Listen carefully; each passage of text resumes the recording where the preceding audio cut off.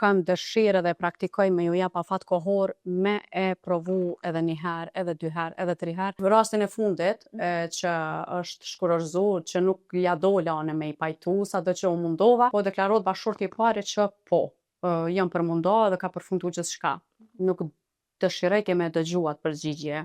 Zonja dhe më thot, çka po thot? Tash po thot që jo, ma edhe po fillon me qajt në zyre. Egoja e jam që nuk du me pa klientën tem të qajt edhe ti po dën me nda unë jo, thash okej, keni provu, keni tentu, nuk po ban, vazhdojmë. Atëherë pasuria ndahet në mënyrë të barabartë. Edhe nëse s'ka kurorëzim. Edhe nëse s'ka kurorëzim. Qysh e dim vendin ton, shkurorëzimet janë të ndodhur masivisht në stan për ditë, po ka raste. A e ke ndonjë rast që mundesh me veçu dhe që ka qenë pak më i dhëmshëm ose që ke pas pak më shumë problem derisa ke dalë që të për me zgjedh krejt që ato, ose që janë procedurat e shkurorëzimit?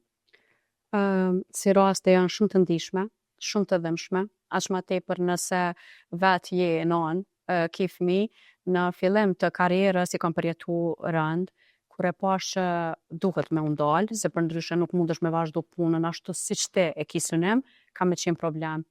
Po, trajtoj shumë raste me shkurorëzim.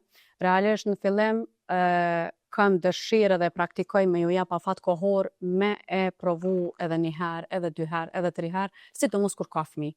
Kur ka fëmijë në mes gjithmonë është ajo, provon edhe një herë, nëse është që nuk ka diçka serioze, nëse është prezente dhuna, nuk mundem me i thonë qëndra edhe po, jo. Atëherë keni mos konflikte të thjeshta për gjana banale, për diçka që është te i kalueshme, provone. A ka ndodhur dikush që të ka thonë, "Okej, po e provojmë"? Po, rastin e fundit që është shkurorzu, që nuk ja dola one me i pajtu, sado që u mundova, ka zgjat me vite, ajo provimi mes tëne, po që nuk ja dola, ka çifti 3 fëmijë të përbashkët edhe u paraqet nuk mundova me ju ndihmu. Pas sukses shkum në gjykat për shkurorëzim. Dashnia to ekzistuante. Edhe unë mbrojsha zonjën.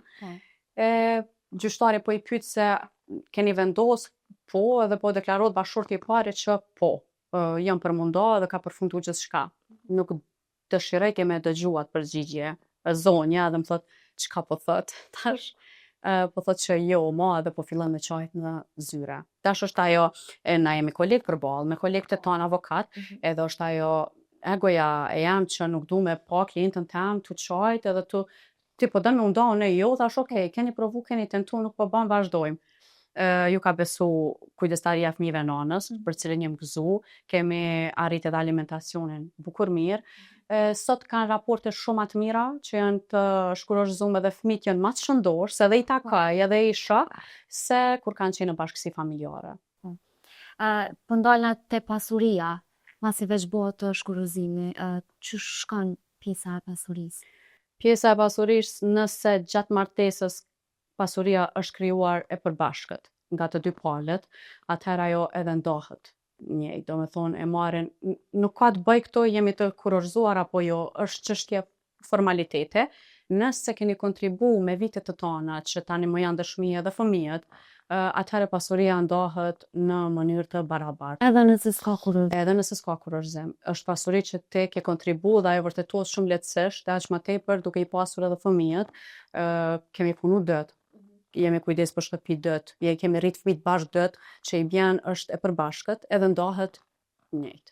Nëse burri e ka pas banesën e tij të trashëguar nga prindrit ose e ka ble para martesës, banesa i takon, po nëse gjatë kontributit të përbashkët është bler bashkë, është investu bashkë, ajo ndahet edhe në mënyrë të barabartë. Përveç atyre që i ka pas më herët para se. Është pasuri e veçantë e tij.